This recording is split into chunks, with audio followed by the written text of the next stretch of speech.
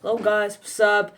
Today we're gonna keep going to read the book The Godfather. Is the most for me the most fascinating book. Okay, let's do it. During the summer, preparing for the wedding of her best friend, Connie Carlin, Lucy Mancini heard the whispered stories about Sonny. Now, as she ran up, she steps towards Sonny, and tremendous flash of desire went through her body. Oh, tremendous! Tremendous, it means like big, very big, huge. Okay, tremendous. It will be right here this word. Okay, and the landing Sunny grabbed her, her hand and pulled her down the hall into an empty bedroom. Her legs went weak as the door closed behind them. She felt Sunny's mouth hers, his lips tasting of burnt tobacco bitter.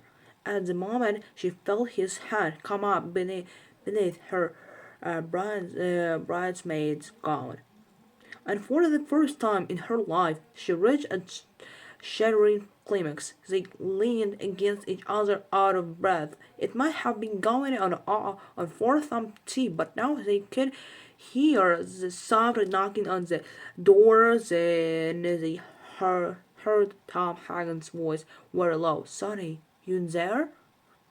Sonny winked at Lucy. "Yeah, Tom, what is it?" Hagen's voice, still low, said, "The Don wants you in his office." Now, they could hear his footsteps as he walked away.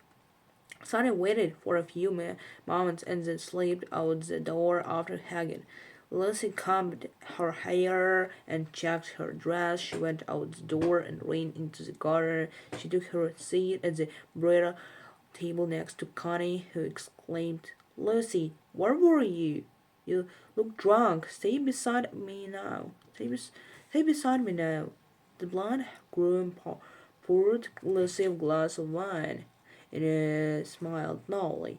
Lucy didn't care. She lifted the dark red juice to her mouth and drank. Her mouth and drank. Slowly she whispered in Connie's ear, "Only a few hours more and you will know what it is all about." Connie giggled. American Sarah followed Hagen into the corner room of the house and found Don Corleone sitting behind a huge desk. Sonny Corleone was standing by the window looking out into the garden. For the first time that afternoon, the Don did not embrace the visitor or shake hands. The undertaker got the invitation because his wife and the wife of the Don were close of friends. Amerigo Benacerra himself was in this favor with Don Corleone. Benacerra began his request. "You must excuse my daughter, your wife's goddaughter, for not doing your family the respect of coming today. She is in a hospital still. We all know of your daughter's misfortune." Don Corleone said, "If I can help her in any way, you have only to speak. My wife is her godmother after all. I have never forgotten that honor." This was a rebuke. The undertaker never called Don Corleone godfather as custom dictated. When Sarah asked directly, "Now, may I speak to you alone?" Don Corleone shook his head. "I trust these two men with my life. They're my two right arms. I cannot insult them by sending them away." As the undertaker closed his eyes for a moment and then began to speak, I raised my daughter in the American fashion. I believe in America. America has made my fortune. I gave my daughter her freedom and yet taught her never to dishonor her family. She found a boy friend not in Italian. She went to the movies with him. She stayed out late, but he never came to meet her parents. I accepted this without a protest. The fault is mine. 2 months ago, he took her for a drive. He had a friend with him. They drink, made her drink whiskey, and they tried to take advantage of her. She resisted. She kept her honor. They beat her like an animal. When I went to the hospital, she had two black eyes. Her nose was broken. Her jaw was shattered. They had to ride together. She wept through the pain. Father, father, why did they do it? Why did they do this to me? And I wept. But Sarah could not speak further. He was weeping now, though his voice had not shown his emotion. I went to the police like a good American. The two boys were arrested. They were brought to trial. The evidence was overwhelming, and they pleaded guilty. The judge sentenced them to 3 years in prison and suspended the sentence. They went free that very day. I stood in courtroom like a fool, and those bastards smiled at me. And then I said to my wife, "We must go to Don Carleon for justice." The Don had bowed his head to show respect for the man's grave, but when he spoke, the words were called. "Why did you go to the police? Why did you go to the police? Why did you come to meet at the beginning of this affair?" But Sarah muttered, "What what do you want out? What do you want of me? Tell me what you wish, but do what I beg you to do." Don Carlon said gravely. "And what is that?" But Sarah hesitated. He then bent down and put his lips so close to the dog's ear that they touched. Don Carlon listened like a priest in the confessional. They stood so for a long moment until Bonacero finished whispering and straightened to his full height. The Don looked up gravely at Bonacero. Finally the Don spoke. "And I cannot do. You are being carried away." Bonacero said loudly, clearly, "I will pay you anything you ask." Don Carlon rose from behind the desk. Sorry.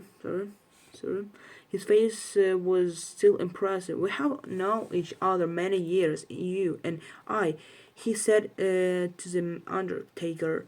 "But until this day, you never came to me for counsel or help. I can remember the last time you invited me to your house for coffee, though my wife is godmother to your only child. Let us be frank. You rejected my friendship. You feared to be in my debt." When Sarah murmured, "I didn't want to get into trouble," Don held up his hands. "No, don't speak. You found America a paradise. You had a good trade. You made a good living. You saw the world a harmless place where you could take your pleasure as you willed. You never armed yourself with true friends. After all, the police guarded you. You did not need Don Corleone very well. But now you come to me and say, 'Don Corleone, give me justice,' and you do not ask with respect.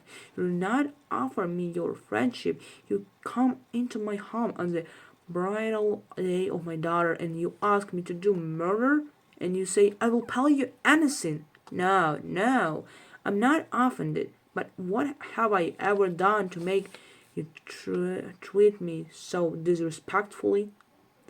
The irony with which all this was said, the controlled anger of the Don depressed the undertaker, but he spoke up bravely again. "I ask you for justice." Don Carlon said shortly, "The court gave you justice." Bonacero shook his head stubbornly. "No, they gave yelled Justice. No, I want an eye for an eye. Let them suffer as she suffers. The Don waited for him to speak further, but Sarah said, How much shall I pay you? Finally, a good-hearted man who could not remain angry was an errant friend. Don Corleone turned to the undertaker. If you had come to me for justice, those scum who ruined your daughter would be weeping bitter tears this day. Lancero bowed his head and murmured, Be my friend, I accept. Don Corleone put his hand on the man's shoulder. Good, he said. You shall have your justice some day, and the day may never come. I will count on you to do me service in return. Until the day, consider the justice a gift from my wife, your daughter's godmother. Once the door closed behind the grateful undertaker, Don Corleone turned to Hagen and said, Give this a figure to Clemenza and tell him to be sure to use reliable, reliable people who will not be carried away by the smell of blood. After all, we're not murderers.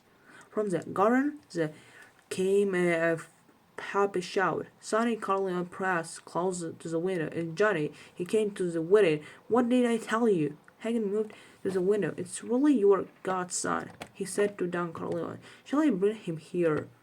No, the Don said. Let the people enjoy him. Let him come to me when he's ready. And, he smiled at Hagen. You see, he's a good godson. Hagen felt jealous, he said dryly. It's been 2 years. He's probably in trouble again and want you to help. And who should he come to it for or not? His godfather, asked Don Corleone. The first one to see Johnny Fontaine enter the garden was Connie Corleone. He hugged and kissed her, keeping his arm around her as others came up to greet him. They were all his old friends, people he had grown up with. Then Connie was dragging him to her new husband. Johnny saw that the blond young man looked a little sore and no longer being the star of the day. A familiar voice called from the bandstand, How about giving us a son, Johnny? He looked up and saw Nina Valenti smiling down at him. Johnny Fontaine jumped up on the bandstand and threw his arms around Nina. They had been inseparable, sitting together, going out with girls together, until Johnny had started to become famous and seen on the radio. When he had gone to Hollywood to make movies, Johnny had phoned Nina a couple of times just to talk and had promised to get him a club setting date. But he had never done so. Seeing Nina now, he's cheerful. Oh yeah, this cheerful. It's like synonym to word happy. Cheerful. It means like happy. Okay. Drunken, green, all the affection returned. Nina began playing on the mandolin. Johnny Fontaine put his hand on Nina's shoulder. This is for the bride, he said and said the words of an obscene Sicilian love song. At the end, the guests would not stop applauding until Johnny cleared his throat to sing another song. They were all proud of him. He was often them, and he had become a famous singer, a movie star who slept with the most desired woman in the world. And yet he had shown proper respect for his godfather by traveling 3,000 miles to attend his wedding. Only Don Corleone, standing in the corner entrance of the house, sensed something amiss.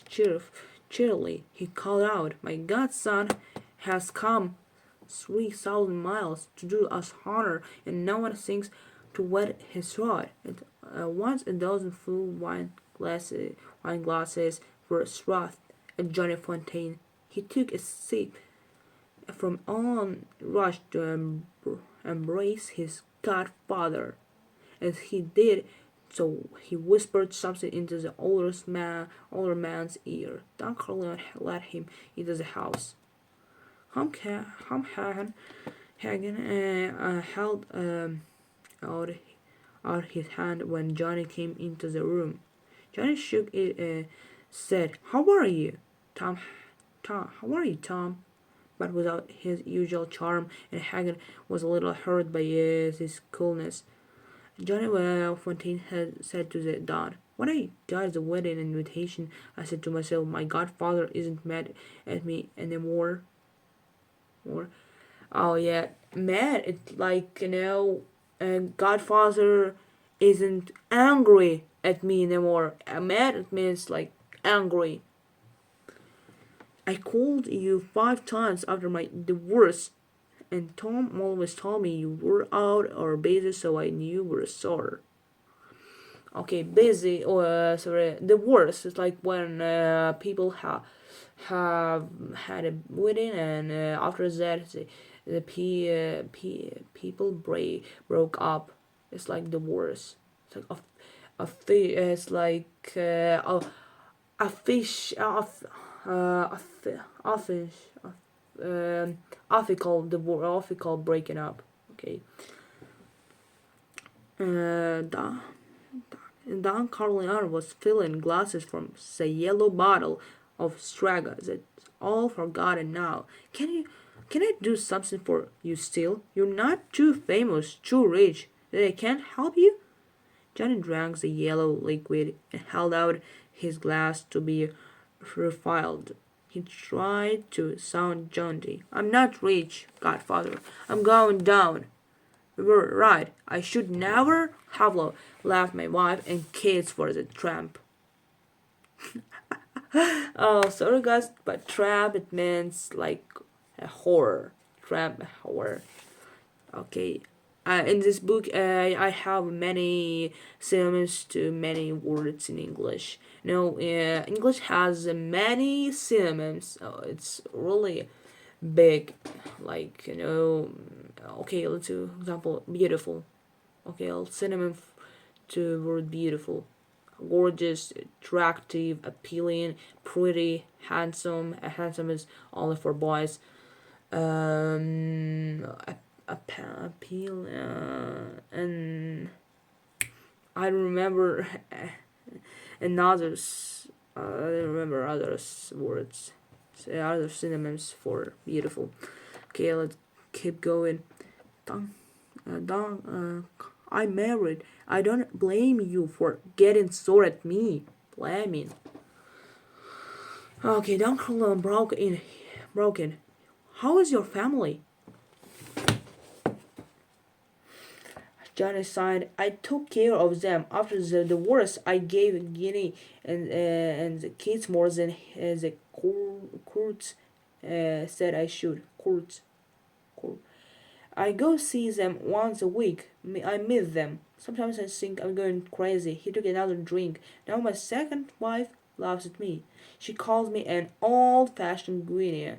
She makes fun of my sitting."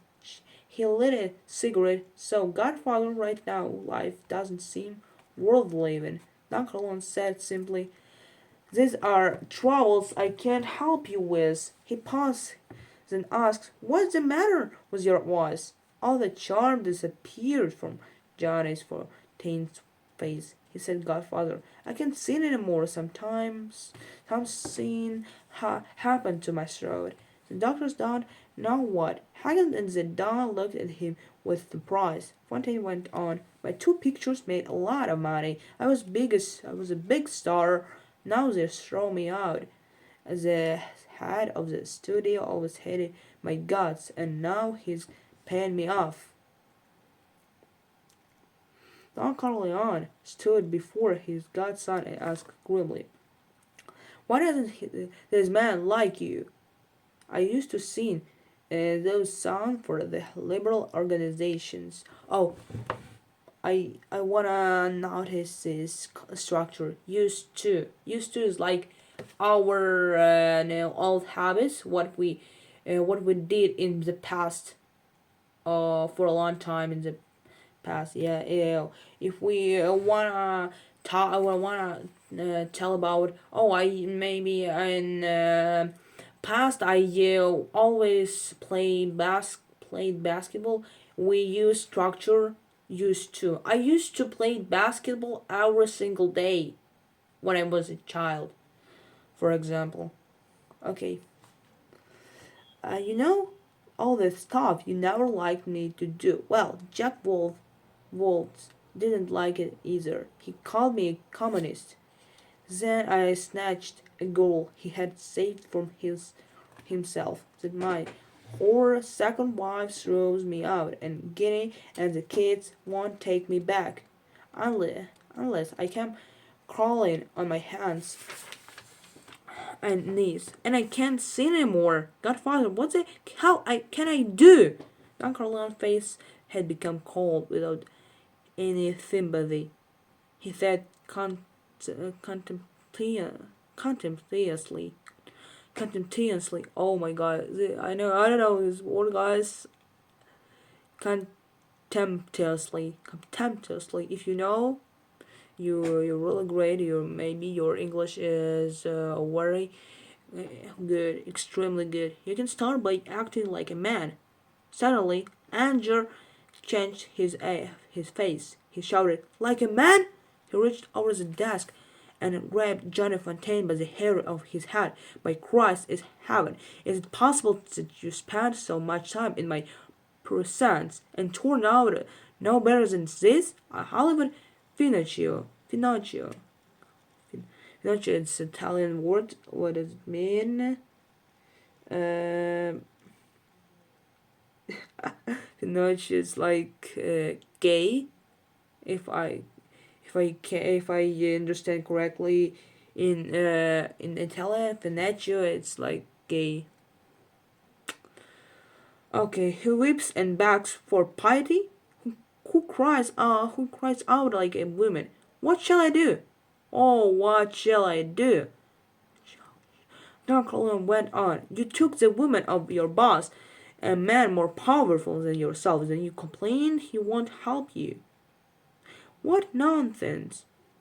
You left your family, your children without a father, to marry her, and you weep because they don't welcome you back with the open arms. You live like a fool, and you have come to a fool's end. Now tell me the trouble you're having with his Hollywood Pesanovante. Oh my God, it's really like famous. Not how can if it's Italian word too. Pesanovante. Oh my God, guys! I did. It's like no. It's like really successful businessman. Johnny said he owns the studio. Just a month ago, he bought the movie rights to the biggest novel of the year, a bestseller, and the main character is a guy just like me. I wouldn't even hate to act just by myself. I wouldn't even have to sing. I might even the Academy Award. Everybody know it's perfect for me, and I'd be big again as an actor. But that bastard Jack Wolf is paying me off. He won't give it to me. I offered to do it for nothing, for a minimum price, and he still says no. He says the word that I come and kiss his ass in the studio. Maybe he'll think about it. Don Carlin dismissed his emotional nonsense with a wave of his hands. He patted his godson on the shoulder. You're discouraged. Nobody cares about you. So you think you've you lost a lot of weight. You drink a lot. Eh? You don't live and you take pills. He shook his head disapprovingly. I know. I want you to follow me, to follow my orders. The Don said, I want you to stay in my house for 1 month. I want you to eat well, to rest and sleep. I want you to be my companion. I enjoy your company, and maybe you can learn something about the world from your godfather that might even help you in the great Hollywood. But now sitting, now drinking, and now women at the end of the month, you can go back to the Hollywood and this Personavante will give you the job you want. Done? John Fontaine couldn't altogether believe that the Don had such power. This guy is a personal friend of Edgar Hoover. Johnny said Edgar Hoover is American president. Johnny said, he's a businessman. The Don said, I'll make him an offer he can't refuse. It's too late, Johnny said. All the contracts have been signed and they start shooting in a week. It's absolutely impossible. Don Carlin said, Go back to the party. Your friends are waiting for you. Leave everything to me. He pushed Johnny Fontaine out of the room. Hagen sat behind the desk and made notes. Now Don sighed and asked, is there anything else? Salada can't be put off any more. You'll have to see him this week. The Don shrugged. Now that the wedding is over, whenever you like. Hagen said cautiously, shall I tell Slemanza to have his man come live in the house? Don said impatiently. For what? And didn't answer before the wedding, because an important day like that, there should be no cloud, even in the distance. Arthur wanted to know beforehand what he wanted to talk about it. We know what he will propose. If Amita Hagen asks, then you will refuse. Once Don nodded, Hagen said, I think we should all discuss it, the whole family, before you give your answer. The Don smiled. You think so? Good, we'll discuss it. When you come back from California, I want you to fly there tomorrow and settle this business for Johnny. See that movie Pesnovante. Tell Salazar I will see him where you get back from California. Is there anything else? Kagan said the hospital call Consigliere Abandano is dying. He won't last out the night. His family was told to come and wait. Hagen had filled the consigliere's post for the past year, ever since the cancer had put again abandoned in his hospital bed. Now he waited to hear Dr. Leon say the post was he permanently, but so high position was traditionally given only to a man with two Italian parents. Also, he was only 35, not old enough to have the necessary experience and cunning for a successful consigliere. But the Don gave him now encouragement. Then remarked, your new son-in-law. Do we gave him something important inside the family? He was surprised at the anger of the Don's answer. Never as the Don hit the desk with a flat of his hand. Now, let's finish of part 4. Okay.